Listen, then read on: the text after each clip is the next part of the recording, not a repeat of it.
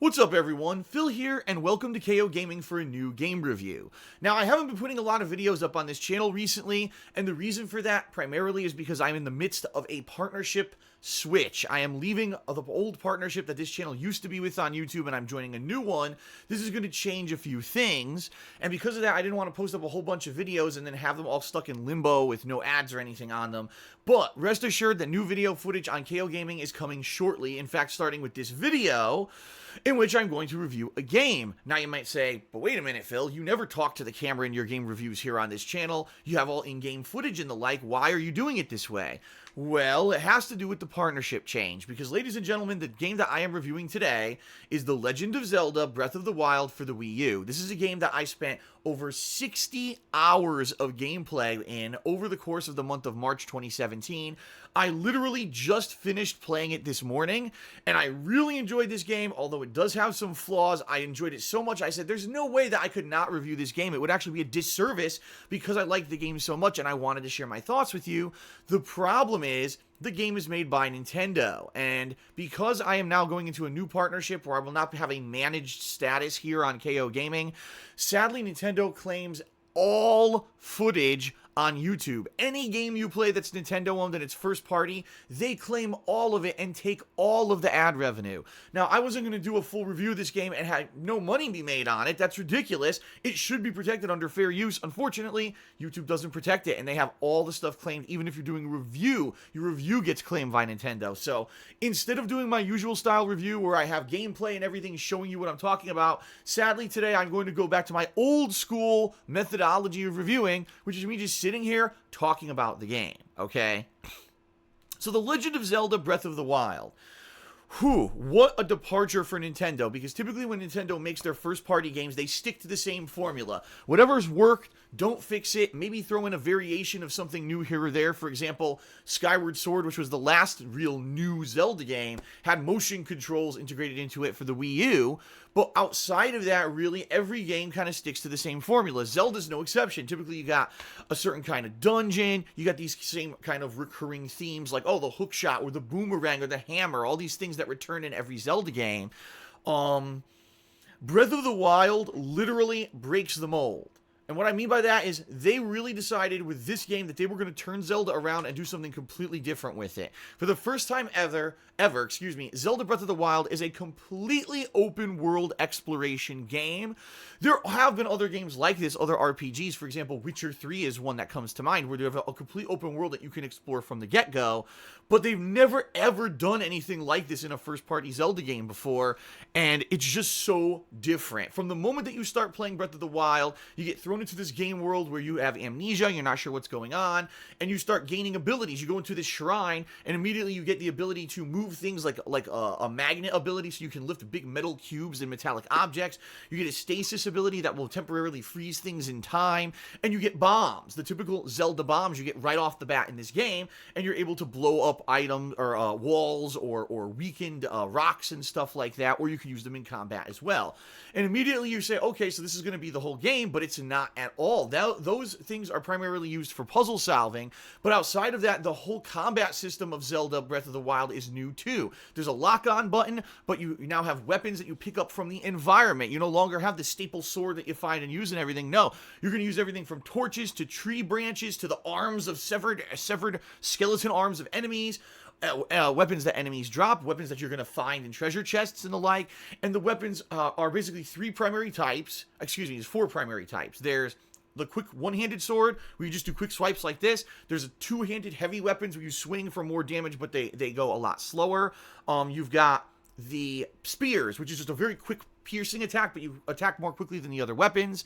And then you've got the bow and arrow. Now, there are other weapons in the game. For example, you have a boomerang that you can throw, but it really isn't utilized too well in this game. And in fact, a lot of those long-standing things that you've used in Zelda games that I mentioned, like the hook shot, the hammer, don't even exist in this game. It's pretty much just those weapon types that I mentioned.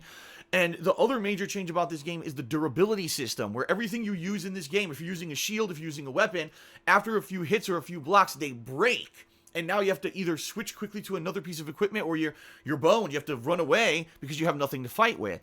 It's definitely a very different take on the Zelda series. It's something they've never done before, and obviously this has been done in other RPGs before, and they wanted to integrate more modern gameplay mechanics into Zelda. The way I see it, it's a good thing for those of us who are fans of RPGs, because I've been saying for years, the problem with Nintendo games is that they don't really innovate that much anymore. It's true, they don't. They kind of stick. If it's a first-party Nintendo title, you pretty much know exactly what to expect when you're playing that game, because they almost adhere to the same formula. You would think, oh, Zelda, that means there'll be like 8 big dungeons with big boss fights at the end. There'll probably be a final dungeon with Ganon at the end, and you'll use all those, equipment things that you've done throughout the Zelda series. It'll have pretty typical 3D Zelda gameplay. Wrong. This game totally throws that formula for a loop, and that's a good thing if you're looking for something refreshing and different. But if you're a longtime fan of the Zelda series, you may actually be a little peeved because it's so different from what you're used to, okay?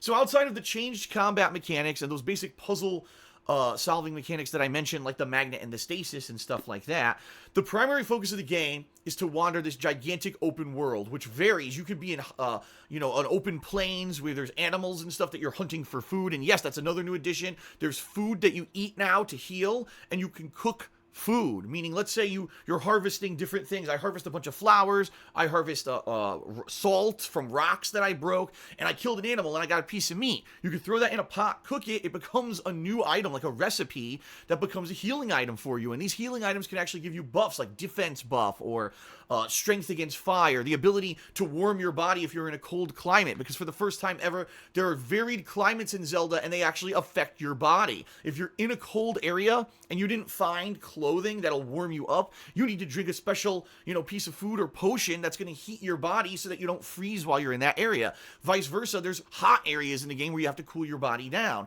So it's a totally new kind of survival mechanic that's never been seen in a Zelda game before. Totally innovative in that regard. So as you're exploring this wide open world, you're going to notice some things that are very familiar. Wow, some of the most, common Zelda enemies are in this game. You got the Octoroks, you've got the skeletons, you've got the different kinds of goblins. In this game, they're called like Boboblins and Moblins, and they have a million different names. There's also new enemy types as well, so it's not like it's all the same. There's Guardians, which are these big robots that shoot lasers at you, and you actually have the ability, once you get a good shield, you can actually try to time a button push to reflect their lasers back at them and kill them instantly, which is really sweet. Especially near the end of the game, you have to get really good at doing that. And there's other enemy types as well, but the thing is, they're not super abundant. It's not like the entire time that you're playing the game, you're always going to be chased by enemies. It's cool. It actually allows you to have tears where you're just simply exploring the open world. Now, what are you doing in the open world? Why are you exploring it? Well, from the get-go, when the game starts, you can literally, after the first, half hour, after you get the tutorial stuff done, go straight to Hyrule Castle and fight Ganon, the final boss. Now, chances are you're going to die because you won't have good equipment to fight him. You'll have only 3 hearts, which you start with in every Zelda game. And by the way, the castle is surrounded by those robot guardians I mentioned, so you're probably going to end up dying instantly if you head over there. But I've actually seen people literally do challenge runs. I think the speed record right now is like 50 minutes, where someone just did the basic stuff, dashed to Hyrule Castle with only 3 hearts, tried to get past all the robots, get to Ganon, did the Ganon boss fight, and tried to beat it with nothing, like speed running it like crazy. That's pretty nuts. And that's pretty cool about the game, is that just like they said in all the advertisements, hey, you see that mountain over there? You can climb that. And that's absolutely true. The reason they call the game Breath of the Wild is because it really is this expansive breadth of exploration, this giant area that you can explore, and you can go anywhere in it. You can climb any mountain. You can, scale any height that you see. You can swim in every single lake. You know what I mean? Like, it's different than other Zelda games with these invisible borders and stuff. No, in this game, you can literally, if you see it, you can explore it, and that's a really awesome thing that I would even compare to, say, the Dark Souls series, where a lot of times when you're playing a From Software game, you see something off in the background, and then later on you end up being there, which is pretty sweet. It's kind of the same thing here with Breath of the Wild, and the draw distance in particular is really good in this game, where you can see these mountains far off, and you're like, wow, I wonder what that is, and then, several hours later, you end up there, you're like, this is really cool, I'm actually on whatever I saw out way in the distance earlier on in the game. So, as you're exploring, you're going to discover many things. First of all, you're going to start finding shrines. These shrines glow, and when you go inside of a shrine, there's a puzzle. And the puzzle is usually related to one of those tools that I mentioned earlier, either the magnetism, bombs, or the stasis. And The cool thing is, they're all different. There's no two shrines that are repeated. They're all completely unique and different puzzles. There's 120 of these freaking shrines in the game, which is damned awesome because there's so much replayability here to keep playing and try to find all these shrines. When you solve a shrine, usually you can get some loot. There's usually a treasure chest or two hidden in the shrine, so you get maybe a weapon or a piece of armor or something, money, you'll get something good out of the shrine. But also, you get what's called a spirit orb. Now, these spirit orbs are the way that you actually upgrade Link in this game. It's not like other Zelda games where you find heart pieces. In this game, it's all about the spirit orbs. Once you collect 4 spirit orbs, you can either choose to get an additional heart for your energy gauge, or you can choose to get more stamina. Now, stamina, in particular, is used for running and climbing. Those are the 2 primary things that you need it for. Later on, you get a parachute, and you can glide around from high heights. Really awesome to go climb a mountain, jump off the top of the mountain with this freaking, glider parachute, and kind of glide around the whole map. But that also uses your stamina. So eventually, I do recommend you do get more stamina, but it's not really too important. The hearts really are the most thing that's primarily important in this game from what I've seen. I basically doubled my stamina meter once, which I think was like 4 stamina upgrades or something like that. And then after that, every single spirit orb that I got, I put into hearts. And I ended up having like 23 hearts or something by the end of the game. So that's how you upgrade Link. It's incredibly necessary to find all the shrines in the game, or not find them all, but find a bunch. If you see any on your journey, definitely run in and do them because you need those upgrade orbs to make Link a better character who can survive. And by the way, it does need to be said that these enemies in this game hit freaking hard, especially near the end of the game. Enemies will hit you for like 10 hearts or more. I'm not exaggerating. Like a regular enemy will walk up to you and go bonk, and you lose half of your 20 hearts. You're like, what the hell? How the hell? Yeah, enemies hit for a lot of damage in this game, so you definitely need to get as many hearts as possible. And it's funny that I say that because some people have said that this is the hardest Zelda ever. And I think the reason they said that is because enemies hit for so much damage. I tend to disagree. I actually think this is an easier Zelda game not because of the combat, not because of the damage that enemies deal in combat, okay? But because the combat itself is very simple. It's simplified. You're just going to walk up, try to hit the enemy, maybe dodge once or twice. You have a parry, so you can time a shield bash when they're attacking to parry and counterattack them. If you time your dodge perfectly, you can do what's called a flash combo, where you'll do go into quick time and do like a few 3-4 punishing hits after doing a perfectly timed dodge. You'll be maybe using things like stasis to temporarily freeze your enemy in combat. And yes, you could use arrows to use like ice arrows or electric arrows to stun the enemy before you hit them. So yeah, there could be some complexities to the combat of the game. But for the most part, every enemy almost fights exactly the same. They're going to run up and try to swing at you. So you dodge the swing and you counterattack, and you're going to win every fight. Even the boss fights, for the most part, except for the parts that are more puzzle-like than anything else, are pretty easy in this game. But that's not why I think it's difficult. I think people think it's difficult because you get so much damage dealt to you.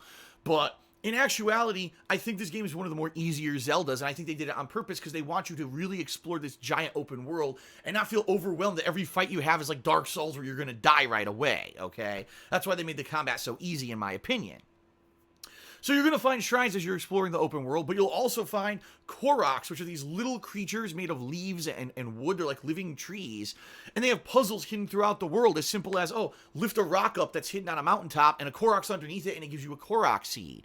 Well, you'll eventually run into this character in the game who will accept Korok seeds for upgrades. So you'll be able to have more inventory spots for weapons, shields, or bows. And this is great because, as I already mentioned, everything in this game, your weapons, your shields, and your bows, degrades after you use them, so you want to carry multiple ones. And the more inventory spots you have, the more you can carry at a time, and therefore it doesn't become a hindrance where, oh no, my sword broke, now I have to go find another one. Well, usually you'll have 5 or 6 more on you that you can easily swap to. So you're going to be looking for shrines, you're going to be solving Korok puzzles in order to get seeds so that you can upgrade your inventory. But in addition to that, there's tons of other stuff. There's 4 races in the game. I won't even spoil, but let's just say this. The 4 races in the game are returns from the Zelda series, races you've seen in other Zelda games before. And coinciding with each race that you'll find in the game is a big town that they have, but also a divine beast. Now, the divine beasts are completely optional. You never have to ever do anything with the divine beast. But if you complete the Divine Beast dungeons, number one, you get to actually do a dungeon, which is what I'm kind of getting at here. The Divine Beasts are the only real dungeons in this game. What a giant difference for Zelda, for a franchise that was always focused on dungeons, to have a game where there's only 4 formal dungeons is a huge departure, okay? Even then, the dungeons aren't like typical Zelda dungeons with multiple levels and you're, you know, unlock this and unlock that. Yeah, there's puzzles inside of them, but the dungeons are primarily giant animals. Like there's a giant elephant, and you can control his trunk, and by moving his trunk, you actually change the rooms in the dungeon, so you can go around and find different areas, find secret items. Eventually, once you solve the dungeon, there's a big boss fight at the end, and the boss fights in these dungeons are interesting because they all usually have multiple ways that you can beat them. For example, there was one boss that I would just freeze with my stasis, and then shoot arrows at till he was stunned, and then I would wail on him with my sword. Come to find out, you could actually use your magnetism ability to pick up metal objects in the room and throw them at him, and that's how most people beat that boss. So I ended up actually beating this boss in a more unique way than most other people did. But there's only 4 major bosses in the game. The 4 Divine Beast bosses, okay? Once you beat the Divine Beasts, you unlock basically a way to make the final boss easier. Okay, it makes the final boss of the game easier. Every Divine Beast that you beat, it actually takes a little bit more health out of his health bar. And the boss that you fight in the Divine Beast, if you don't fight it there, you have to fight it before you actually get to the final boss in a gauntlet. So by doing these Divine Beast dungeons, even though they're completely optional, you're basically making it easier for yourself at the end of the game. In addition, you're going to get a unique piece of equipment for completing each Divine Beast, and you get a unique ability. For example, for completing the elephant dungeon, you get an auto revive that for once when you die, you auto revive with full hearts. Now, this has to recharge over time, so it's not broken where it just constantly activates and you never die. But it's an incredibly good ability to get. I actually got that as my first one, and it made my playthrough way easier because I always got an auto revive even during these boss fights and everything, which was really useful. So, that being said, it behooves you to do these 4 Divine Beast dungeons that are laid out throughout this giant open world. Now, there's also an upgrade system when it comes to your equipment. As you're exploring this world again, you're going to find, what do they call them? Great fairies. These giant female fairies that have always been in the Zelda series. They're in this game too. And in this game, as you kill enemies, they drop loot. They drop loot items. If you kill a goblin, he might drop a goblin horn or whatever. Well, as you're collecting these items, you'll find out you're going to use them to upgrade your armor sets with the great fairies that you find throughout the game. What you're going to do is give them some items, and they'll upgrade maybe the defense, so you take less damage, or maybe they'll upgrade an ability on it. Certain armor sets that you'll find throughout the game actually coincide. So, for example, there's actually an armor set for the Zoras that if you equip the whole set, you swim way faster, and you get this ability to do a dash in water that normally you wouldn't have. And then by upgrading them with the fairy, you can get even better boosts and things from them. So there's actually an equipment upgrade system. Again, something that really has not been in Zelda, except I think there was one way earlier Zelda. Link to the Past had some equipment upgrades you could do. But it's not a staple there. It's like they're bringing in all these things. Degrading equipment, cooking, more simplified combat, tons of puzzle solving, and then they're bringing in crafting all into the Zelda mix, things that have really not been a staple of the series at all, and they're making it a more modernized game, which is a really awesome thing. Now, ultimately, there's other stuff to do, too. There's tons of collectibles, there's towns, there's people you can interact with, there's side quests. Oh my god. A ridiculous amount of side quests in this game. Again, I say similar to a game like Witcher 3, where every town you go into, you see people who need something. Some of them could be as simple as a fetch quest, go get me this item and I'll give you a reward. Some of them could be way more complex, where a person tells you a hint about something and it leads to finding a hidden shrine or a hidden item or something like that. There's tons of those in the game too, so while you're exploring this gigantic open world, not only will you be running into different races, doing crazy side quests, picking up loot, fighting tons of enemies, doing Divine Beast dungeons, doing shrines as you come across, and solving Korok puzzles, your end goal of all of this is to finally go to Hyrule Castle and take out Ganon. And it's pretty easy, honestly, if you've already done everything else in the game. But really, I think what I could see is this game lends itself so much to replayability. Maybe at different points of the game, you try to challenge Ganon with different strategies, right? Oh, well, because I killed 2 Divine Beasts, I only have to fight 2 of the bosses in a gauntlet before I get to the final boss, Ganon. And you know what I mean? So I could see people doing different runs and different challenges in this game, leading to massive replayability. But even if you don't go for replayability, this game, like I said, just my playthrough, By the end of my playthrough, I'd done some 80-some shrines, and there's 120 shrines total in the game. I think I got like 70-some Koroks, and I'm trying to remember the final stat. I think I'd played over 60 hours. I'd done all the Divine Beast dungeons. I had found the Legendary Master Sword. I'd done all this stuff. By the end of my playthrough, I'd played over 60 hours of gameplay, okay? And most people had said I'd done most of the significant stuff. There was one optional boss apparently hidden in Hyrule Castle that you can fight to get the best shield in the game. I didn't do that. But outside of that, I pretty much did everything else meaningful. The only thing I didn't do is I didn't get every shrine. I didn't get every Korok. The game claimed I only did 23% completion, but I think that's because it takes so long to find all the Koroks. It's pretty insane, okay? But there is so much to do in this game. I really enjoyed it. Let me tell you. 60 hours of a playthrough, and I never felt bored. There was never a moment during my Breath of the Wild playthrough where I was like, man, this is a grind. Man, this is repetitive. This is boring. This sucks. I wish that there was more meaningful content. It never felt like that because every area you're going to is a new climate, a new situation, all kinds of good stuff. So overall, I really enjoyed Zelda Breath of the Wild. I mean, I played it all month, 60 plus hours. Obviously, it's a good game. But there are some real negatives with the game as well that I want to bring up. First of all, I played it on the Wii U. Some people got it on the Nintendo Switch. I've heard that they're actually very similarly performing, but there are frame rate issues with this game. Whenever you get into combat with certain weapons, like two-handed giant weapons, especially if they have effects on them, like a lightning blade or something, the frame rate can slow down to a freaking crawl, which is bad. I mean, it's definitely, for the combat, they did not optimize this game, and it doesn't make sense because combat is a big part of it. Why didn't they optimize it? And it's a major complaint of everyone playing the game that the frame rate will dip at times. The good news is, outside of a few situations of combat, it's never really that big of an issue, and I am happy to say that usually during like boss fights and stuff, it's not a big deal. It's usually just a casual fight you might come up against, all of a sudden the frame rate dips, you're like, what the hell? So it's not super annoying, it certainly doesn't cause tons of detriments to the game, but it shouldn't be in the game. They should have definitely found a way to optimize that and fix it, okay? Number two, the big negative that a lot of people are saying is because there's almost no dungeons in the game. I mean, they've basically turned the dungeon structure of the previous Zelda games and turned them into shrines, which is fine, but it's like, okay, a little puzzle that you can solve within 5 to 10 minutes versus a 3-hour dungeon, right? They don't exist anymore. It's completely gone, those dungeons. The only ones are the Divine Beast dungeons. Like I said, even those are pretty easy. They're nowhere near as challenging as those old Zelda dungeons. So a lot of the old Zelda things like using the boomerang or the hook shot or the hammer and all those kind of tried and true Zelda tools aren't even in the game because they took away that dungeon structure, that long-running thing from Zelda.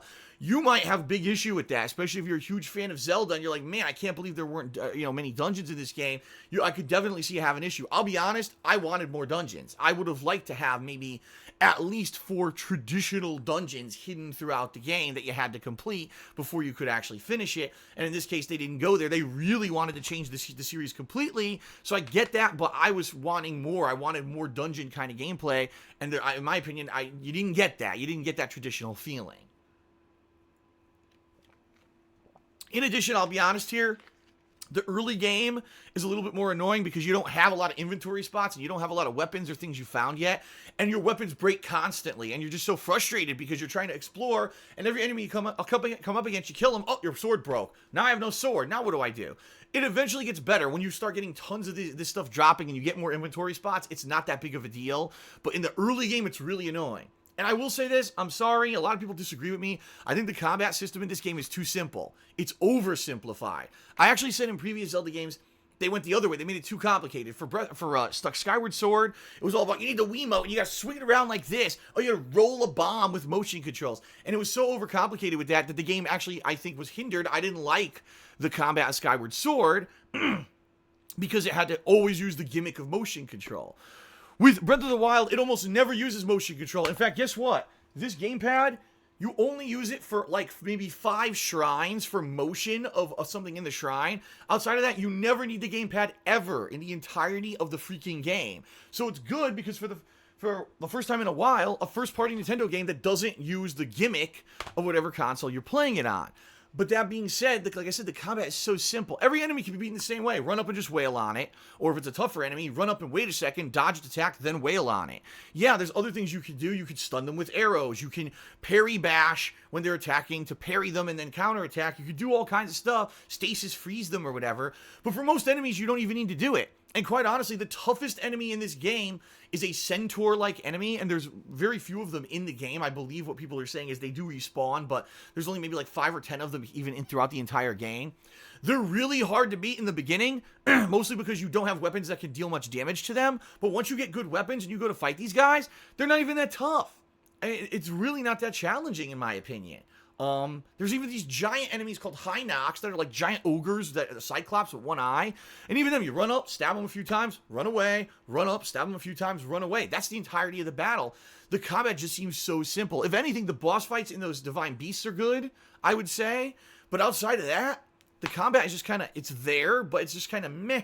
It's been done way better in previous Zelda games. So for me, that's a big detriment because they obviously wanted you to focus on the combat, but I think what the problem was, they wanted this game, since it was such a departure from previous Zelda games, to be open to wider audiences and to be a game that more people could pick up who hadn't played the previous Zeldas, but because of that, the combat suffers, alright?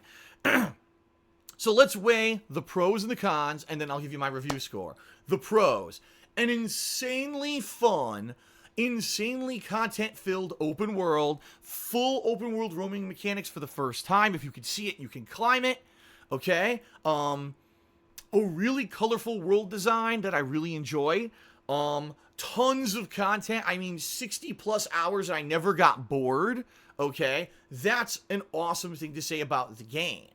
But negatives would be there's not enough dungeons, the combat's too simplified, the frame rate does dip, and I will say this as well, sadly, the story ain't so great. But let's be honest here, the story of Zelda games have never been so super complex or great, but the story of this game is kind of like, it's there, and yes, there are actually even side quests to unlock more story by looking for memories throughout the world, and I did unlock all of those, by the way, to get the secret ending, to know that I saw the entirety of the game. The story's just kind of and in fact, even though there are references to other Zelda franchises in this game, they directly reference games like Wind Waker, Twilight Princess, Skyward Sword, and Ocarina of Time. They're all directly referenced.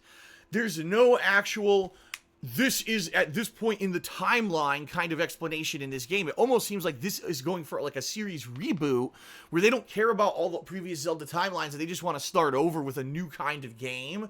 I think they did a good job there, but again, I would have liked a better story. You know, Witcher 3 had a lot of the elements of this game, plus an amazing story. The story is really the one thing that I think is the major lacking part of Zelda Breath of the Wild, okay?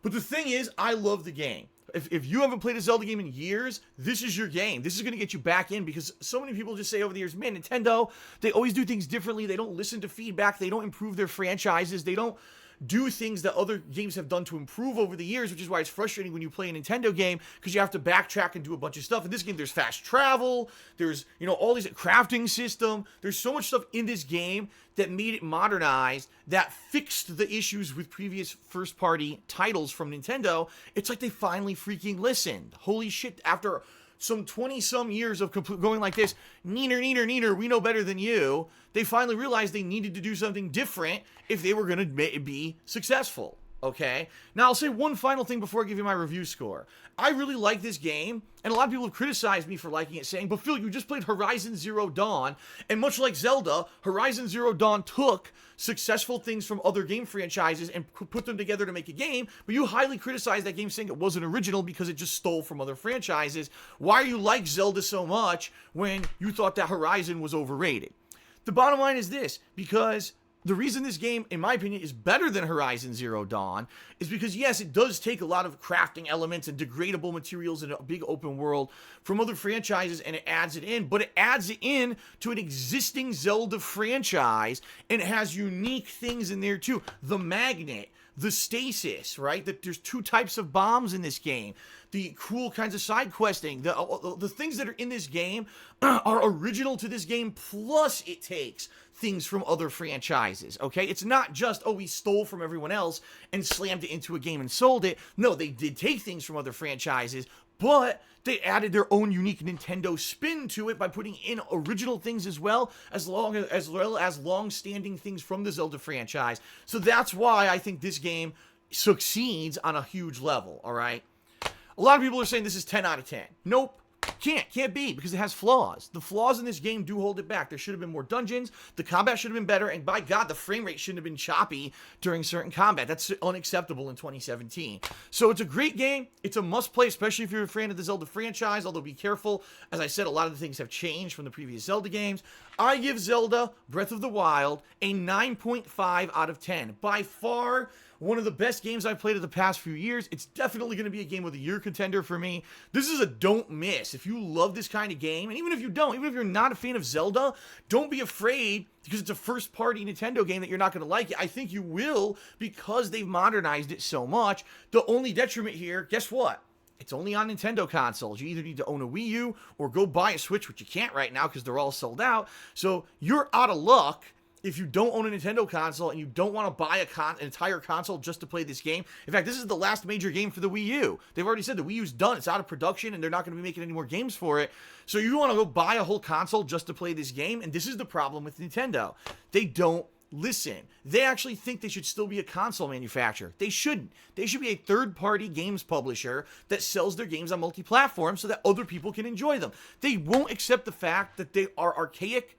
The Switch just sold, and it doesn't add anything. The graphics are outdated on the damn thing. Nintendo really needs to stop that shit. And they need to start making great games like this for the consoles that are the leaders in the industry so they can turn themselves around as a game company instead of a stupid figure-making company, because this literally is what saved Nintendo's ass for the past 2 to 3 years. If they didn't have this idea, Nintendo would have been losing money hand over fist for the past 3 years because the Wii U was a flop. So yeah, Nintendo, stop with this. Stop with this bullshit. And just do this. Make great freaking games. Make them multi-platform, because I want so many people to experience this game. If you don't play this game this year, you're literally missing out on one of the best games of the past 5 years. But how many people will never play this because they don't own a Nintendo console? And that's a goddamn shame. Alright, folks. 9.5 out of 10 for Zelda Breath of the Wild. Definitely check it out if you can. Thanks for watching this review. I hope you enjoyed it, even though it was a completely different style. I apologize for that, but hopefully you got just as much out of this as you get out of my more abridged reviews with game footage. Thanks for watching, and I'll see you here soon for lots more on KO Gaming. Peace out, everyone.